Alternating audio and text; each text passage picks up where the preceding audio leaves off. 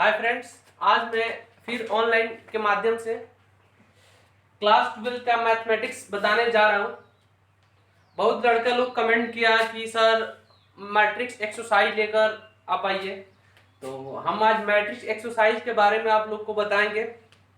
और लॉकडाउन देखिए 3 मई तक समाप्त होने वाला है, तो आप लोग घर पे पढ़ाई मतलब रनिंग रखिए लोग। वो नहीं कि अब लॉकडाउन के कारण आप लोग पढ़ाई स्टॉप कर दीजिए लोग, तो ये गलत बात है। आप लोग जितना घर पे मतलब लॉकडाउन के कारण पढ़ाई में बाधित नहीं होना चाहिए, पढ़ाई पढ़िए, मतलब पूरा लग्न से एकदम जितना भी एक्सरसाइज है, पिछले जो एक्सरसाइज बता दिए उसको डीपली करके, मतलब हर प्रत्येक क्वेश्चन को आप उसको रफ को मतलब पेपर पे उसको बनाए। काफी मतलब सब्सक्राइबर हो रहे हैं लोग, अच्छा लग रहा है हमें कि मतलब शायद मेरा वीडियो अच्छा लग रहा है तभी सब्सक्राइबर बढ़ रहे हैं लोग। और आप लोग भी मतलब फिर आज हम जो वीडियो बनाने जा रहे हैं, अगर इसमें भी कहीं आपको त्रुटि दिखाई दे तो कमेंट जरूर कीजिएगा लोग कि सर आप यहाँ पे गलत कर रहे हैं। तो हम आज आप लोग के बीच मैट्रिक्स एक्सरसाइज लेकर मतलब आया हूँ, मैट्रिक्स के बारे में आपको समझाने कि मैट्रिक्स के मतलब क्या होता है। देखिए क्लास 12 में मैट्रिक्स और डिटर्मिनेंट्स दो एक्सरसाइज है, जो कि दोनों एक्सरसाइज से 15 नंबर का क्वेश्चन रहता है। अब 15 नंबर के क्वेश्चन में इसे मतलब आपका ऑब्जेक्टिव में भी रहेगा और सब्जेक्टिव में भी रहता है, दोनों मतलब टॉपिक में क्वेश्चन रहता है। तो मैट्रिक्स में हम समझेंगे कि मैट्रिक्स का मतलब क्या होता है।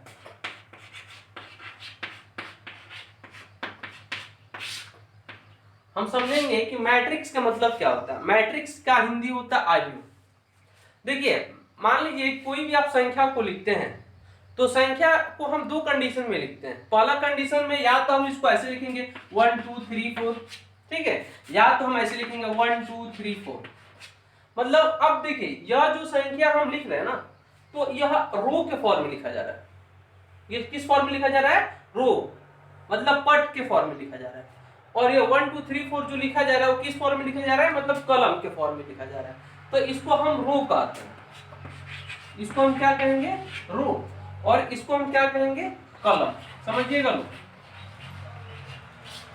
देखिए मैट्रिक्स एक्सरसाइज को पढ़ने के लिए सबसे पहला चीज आपको रो और कॉलम के बारे में समझना है कि रो का कंडीशन क्या होगा और कॉलम का कंडीशन क्या होगा। रो के मतलब हुआ कि कोई भी संख्या को अगर हम पट के फॉर्म में लिखते हैं, जैसे इस तरह 1 2 3 4, या तो हम खड़ा के फॉर्म में लिखेंगे 1 2 3 4। मतलब रो के मतलब हुआ कि देखिए यहाँ पे ऐसे लिखा जा रहा है ना, तो इस फॉर्म में लिखा जाएगा, इसको रो कहेंगे और इसको हम क्या कहेंगे? कॉलम कहते हैं। मतलब कोई भी संख्या को हम दो ही कंडीशन में लिखते हैं, या तो रो को या तो कॉलम में, यही दो कंडीशन होता है। तो मैट्रिक्स में आपको यही चीज समझना है कि मैट्रिक्स क्या है? संख्या को लिखने का एक ढंग होता है। अगर कोई पूछे आपसे कि मैट्रिक्स का मतलब आप बताइए क्या है, तो मैट्रिक्स क्या है? संख्या लिखने का एक ढंग होता है जिसमें किसी संख्या को रो और कॉलम के रूप में लिखा जाता है। मैट्रिक्स के कोई भी एलिमेंट हम लिखते हैं ना, तो इसके अंदर लिखते हैं। समझिएगा मेरी बात, इस कोष्ठ के अंदर लिखते हैं, या तो हम ऐसे भी लिख सकते हैं, ऐसे भी लिख सकते हैं, लेकिन हम ऐसे नहीं लिख सकते हैं। हम ऐसे नहीं लिख सकते, ऐसे लिख सकते हैं या तो ऐसे लिख सकते हैं। तो देखिए मैट्रिक्स में हम बता रहे हैं कि मैट्रिक्स क्या है, कि मैट्रिक्स किसी भी संख्या को लिखने का एक ढंग होता है। जो यहाँ पे हम मैट्रिक्स में कोई भी संख्या को लिखेंगे तो इस कोष्ठ के अंदर हम लिखेंगे। जैसे हम लिखते हैं 1 2 3 4 5 6। अब ये भी आपको समझना है कि ये दो संख्या के बीच में से कमा देकर नहीं लिखना है, गलत हो जाएगा। मतलब मैट्रिक्स लिखेंगे तो हम आपको डीपली ऐसे ही कर देना है। कोई भी संख्या को लिखेंगे तो इस कोष्ठ का आपको अंदर लिखना है। तो मैट्रिक्स के बारे में आप समझ गए होंगे लोग कि मैट्रिक्स में कोई भी संख्या को लिखेंगे तो रो और कॉलम के संगत लिखा जाता है। और मैट्रिक्स के कोई भी दो एलिमेंटों के बीच में कमा देकर हम नहीं लिखते हैं। और इसमें जो भी एलिमेंट को लिखेंगे तो इस कोष्ठ को अंदर हम लिखते हैं। अब आते हैं हम रो और कॉलम पे।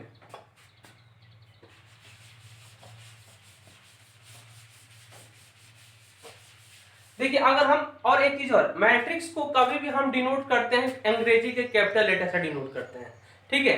तो अंग्रेजी के कैपिटल लेटर से डिनोट करते हैं तो उसमें आपको ऐसे दिया जाएगा ए बराबर 1 2 3 4 5 6। यह एक मैट्रिक्स है, यह क्या है? मैट्रिक्स है। अब इसमें आपको दूसरा टॉपिक आपको पढ़ना है ऑर्डर। समझिएगा, order of matrix.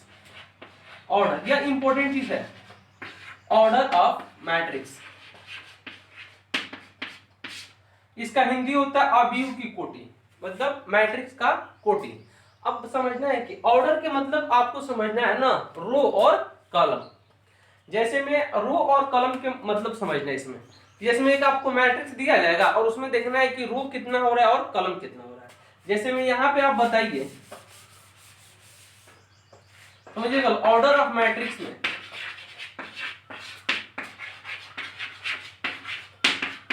Order of matrix में जैसे में आपको एक मैट्रिक्स आपको दिया जाएगा 1 2 3 0 1 2, यह एक मैट्रिक्स हो रहा है। अब इसमें आप देखिए कि इसका ऑर्डर बताना है, यह मैट्रिक्स कितना ऑर्डर का हो रहा है। तो अब आप देखिए कि यह मैट्रिक्स में रो कितना हो रहा है और कॉलम कितना हो रहा है। तो रो हम देख रहे हैं कि एक ऐसे जा रहा है ना, एक यह हो जा रहा है, एक दो हो जा रहा है ना, तो हम रो को R से डिनोट करते हैं, मतलब यह हो जाएगा R1, ये क्या हो जाएगा R2, यह हो जाएगा C1, यह हो जाएगा C2, यह हो जाएगा C3। अब बात समझिएगा, मतलब रो को हम R से डिनोट करेंगे और कॉलम को हम C से डिनोट करते हैं। तो अब यह हम ऑर्डर में देखेंगे कि इस मैट्रिक्स में रो कितना हो रहा है और कॉलम कितना हो रहा है। तो रो यहाँ पे आपको क्या मालूम चल रहा है, ऐसे लिखा जा रहा है ना, तो 1 और 2, रो कितना हो जा रहा है 2 और कॉलम कितना हो रहा है 1 2 और 3। तो अब हम देख रहे हैं कि रो 2 हो जा रहा है और कॉलम कितना हो जा रहा है 3। तो ऑर्डर इसका होगा, ऑर्डर होगा 2 अगुणे। एक चीज आप ध्यान कीजिएगा कि ऑर्डर में सबसे पहले हम रो को ही लिखते हैं, क्योंकि रो से ही कॉलम बनता है। क्योंकि यहाँ पे रो कितना हो रहा है 2 और कॉलम कितना हो रहा है 3। तो ये आप समझिएगा कि ऑर्डर होगा। जैसे में हम आपको दूसरा एग्जांपल यह दे दे कि a बराबर 1 2 3 है।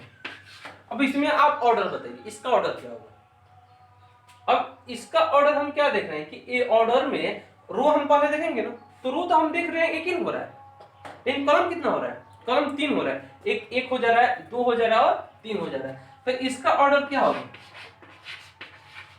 इसका ऑर्डर क्या हो जाएगा 1 और गुणे 3, ये आपका आंसर हो जाएगा।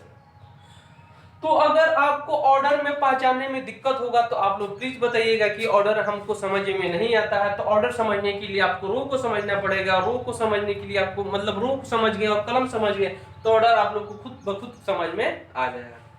तो आप समझे कि ऑर्डर। अब हम दूसरा चीज बता रहे हैं,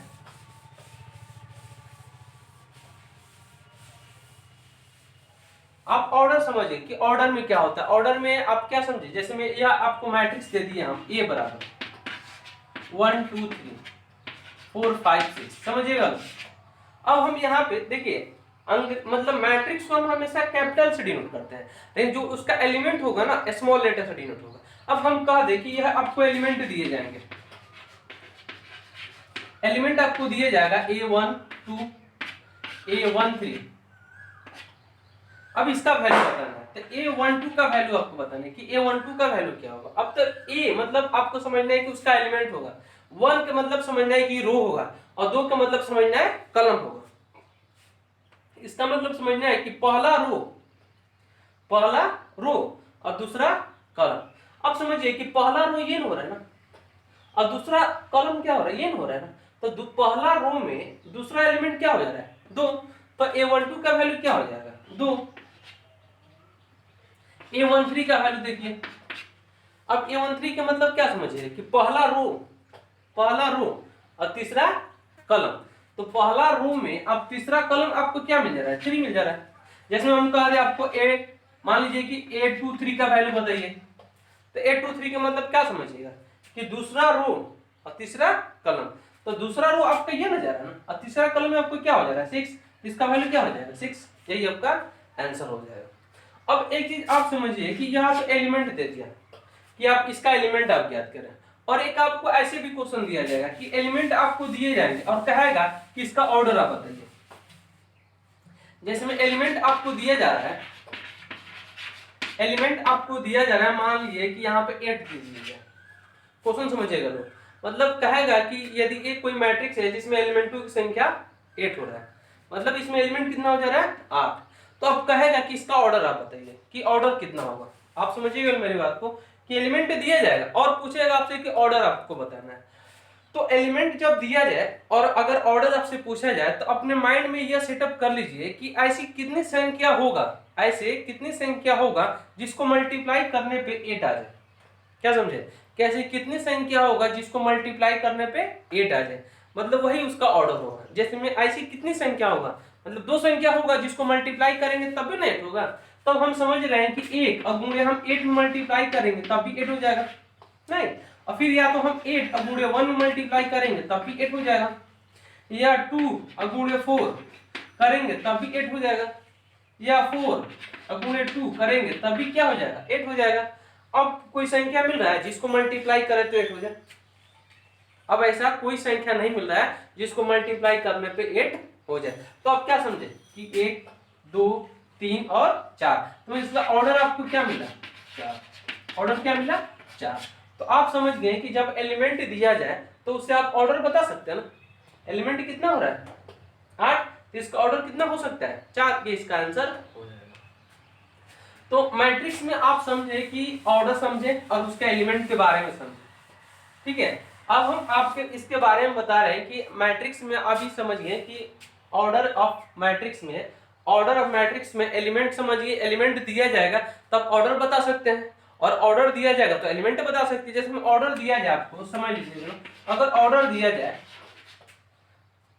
दिया जाए 3 into 4, ठीक है, तो पूछिएगा कि इसका एलिमेंट क्या होगा, तो नंबर ऑफ एलिमेंट, इसमें कुछ नहीं करना है, नंबर ऑफ एलिमेंट। अब इसको दोनों संख्या को मल्टीप्लाई कर दीजिए, तो 3 और 4 मल्टीप्लाई करेंगे तो क्या हो जाएगा, 12 हो जाएगा, ये इसके एलिमेंट की संख्या हो जाएगा, और ये अब कैंसिल हो जाएगा। तो अब क्या समझे कि जब ऑर्डर दिया जाएगा तो एलिमेंट आप बता सकते हैं, जब एलिमेंट दिया जाएगा तो आप ऑर्डर बता सकते हैं, इसमें तो कोई दिक्कत ही नहीं होगा।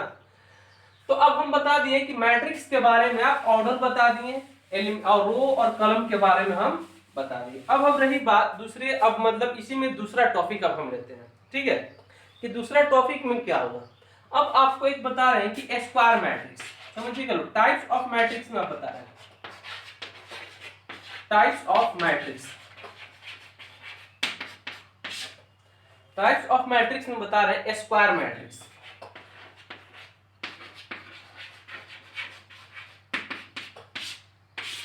स्क्वायर मैट्रिक्स, स्क्वायर का हिंदी होता है वर्ग, वर्ग आगे, मतलब आप मैट्रिक्स, अब स्क्वायर मैट्रिक्स हम किसे कहेंगे, स्क्वायर का हिंदी होता है वर्ग। स्क्वायर का मतलब यह हुआ ना कि स्क्वायर का मतलब क्या होता है कि लंबाई और चौड़ाई सब बराबर होना चाहिए, ये ना होता है वर्ग, मतलब वर्ग के फॉर्म में।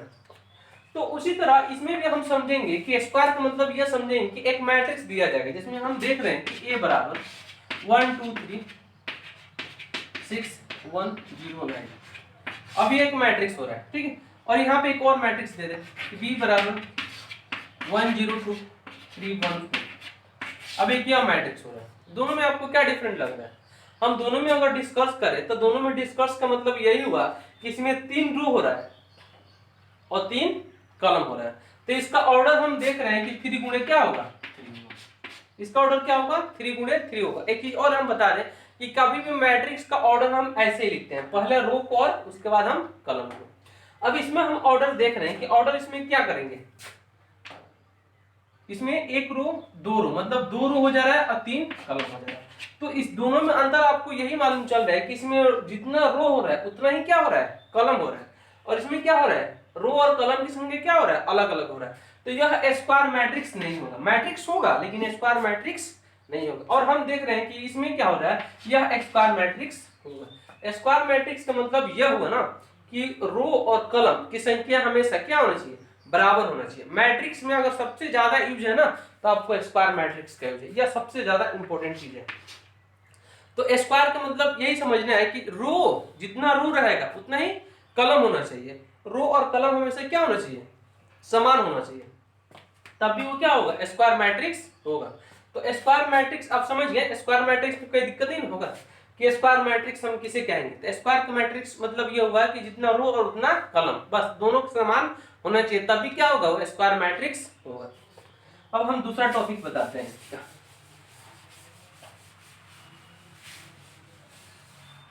एक हम बता रहे यूनिट मैट्रिक्स।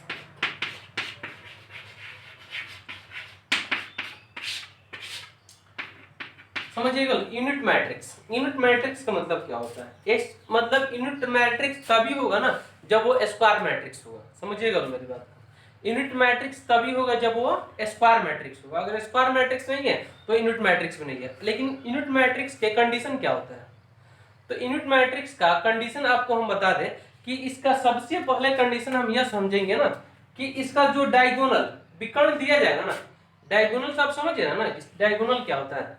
जैसे इसका विकर्ण ऐसे अगर दिया जाएगा इसमें 1 0 0 1,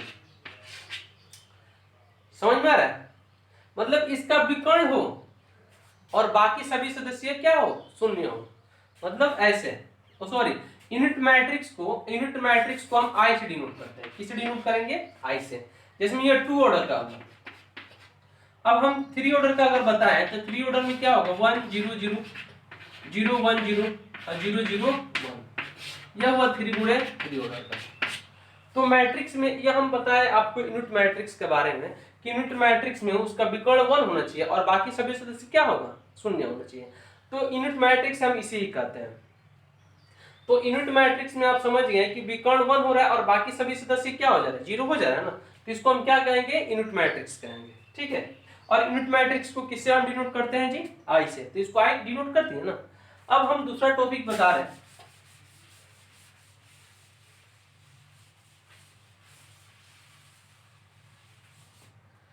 दो चीज बताएं, एक स्क्वायर मैट्रिक्स और एक यूनिट मैट्रिक्स। अब देखिए, अब यहाँ पे क्वेश्चन हम बता दें कि एक पढ़ना है आपको स्केलर मैट्रिक्स। मैट्रिक्स बहुत टाइप से पढ़ना है आपको, तो एक हम बता दें कि scalar matrix.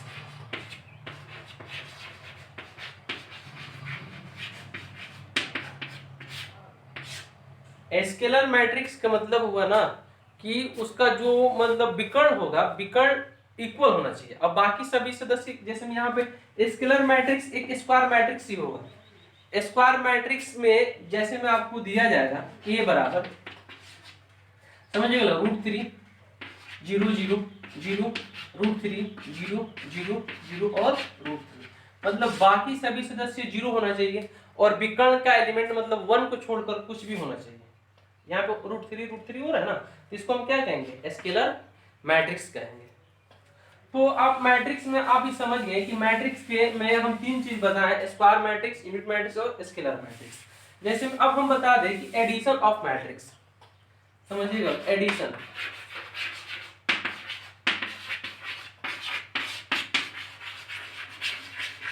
Addition of matrix, addition matrix मतलब इसमें आपको 2 मैट्रिक्स दिया जाएगा और दोनों मैट्रिक्स का आपको मतलब योग करना है। तो इसको हम कैसे करेंगे, तो 2 मैट्रिक्स आपको दिया जाएगा। जैसे मान लीजिए कि यहाँ पे a बराबर दिया जा रहा है 1 2 3, ठीक है, और यहाँ पे b बराबर दिया जा रहा है 1 2 3 4 5 6।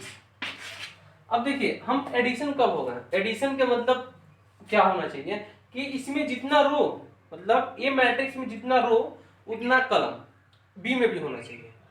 मतलब इसमें 2 रो और 2 कलम, लेकिन इसमें देख रहे हैं कि 2 रो हो जा रहा है और 3 कलम हो जा रहा है। तो इसका हम मतलब योगफल नहीं कर सकते हैं। मतलब योगफल करने के लिए जितना रो, मतलब दोनों मैट्रिक्स में एक ही ऑर्डर होना चाहिए। समझ लीजिए, यही साधारण सी बात है कि दोनों मैट्रिक्स में क्या होना चाहिए, एक ही ऑर्डर होना चाहिए। तो एक ही ऑर्डर होना चाहिए कि मतलब यहाँ पर भी अगर हम इसको कर दें तो अब हम देख रहे हैं कि एक ही ऑर्डर हो जा रहा है ना, जिसमें इतना हो रहा है, मतलब इसमें भी 2 गुणे 2 हो रहा है, इसमें भी क्या हो जा रहा है, 2 गुणे 2 हो जा रहा है। तो मतलब मैट्रिक्स का हम योग तभी कर सकते हैं जब दोनों मैट्रिक्स का ऑर्डर समान हो। जब समान रहेगा तभी उसको हम जोड़ और घटा सकते हैं। जोड़ने पर भी वही कंडीशन होगा और घटाने पर भी वही कंडीशन होगा। तो यहाँ पे अगर हम इसको जोड़ते हैं, a अब प्लस b करते हैं, समझिएगा, तो मैट्रिक्स हम a 1 2 3 4, फिर प्लस b रखेंगे 1 2 और 4 5। अब इसको हम ऐड कर देंगे। जब ऐड करेंगे तो हम यह इसके साथ करेंगे और यह इसके साथ करेंगे। मतलब यह जब इसका पहला तो इसका भी पहला, इसका दूसरा तो इसका भी हम दूसरा।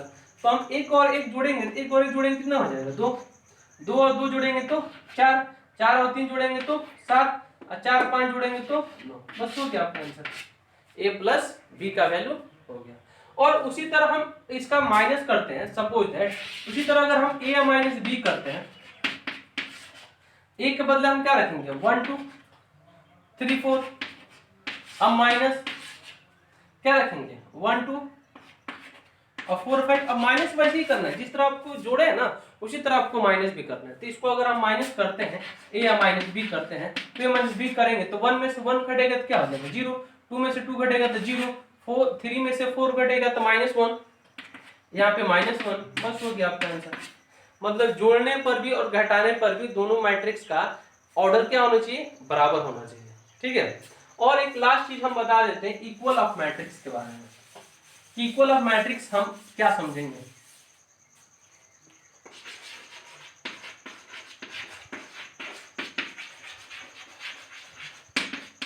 देखिए इक्वल ऑफ मैट्रिक्स मतलब बराबर, तो बराबर तो एक से होगा नहीं, बराबर के लिए 2 होना चाहिए, मतलब हम उसके बराबर है तो दूसरा भी कंडीशन होगा ना कि वो भी है और हम भी है, तो 2 व्यक्ति हुआ ना, तो बराबर के लिए भी 2 मैट्रिक्स होना चाहिए।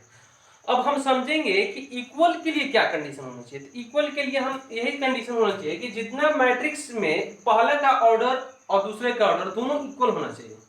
जैसे में हम कह दें x 0 y और यहाँ पे कह दें 2x, अब बराबर 1 0 0 1, यहाँ पर भी हम कह दें x।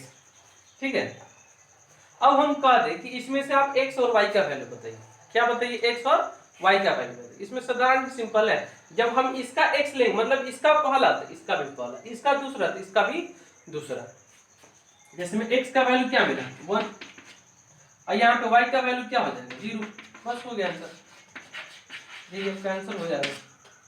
तो आप इक्वल ऑफ मैट्रिक्स के बारे में समझें कि इक्वल ऑफ मैट्रिक्स कब होगा, जब दोनों का ऑर्डर क्या होना चाहिए, समान होगा, तो पहले को पहले के बराबर करेंगे और दूसरे को दूसरे के बराबर करेंगे। तो इस प्रकार से आज हम मैट्रिक्स का एक्सरसाइज यहीं पे समाप्त करते हैं। और अगर आप लोग को इसमें कहीं भी दिक्कत होगा तो फिर आप कमेंट कीजिएगा, और इसके बाद अब दूसरा जो चैप्टर है उसको हम कल आप लोग के बीच बताएंगे। और मतलब अगर वीडियो अच्छा लग रहा है तो इसको प्लीज सब्सक्राइब करें, क्योंकि हमको ऑनलाइन के माध्यम से थोड़ा स्टैंडर्ड बनाना चाह रहे हैं इस मतलब ऑनलाइन की सुविधा को।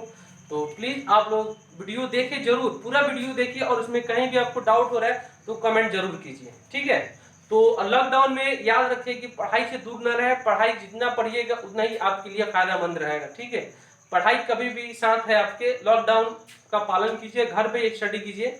ठीक है, बहुत बहुत धन्यवाद।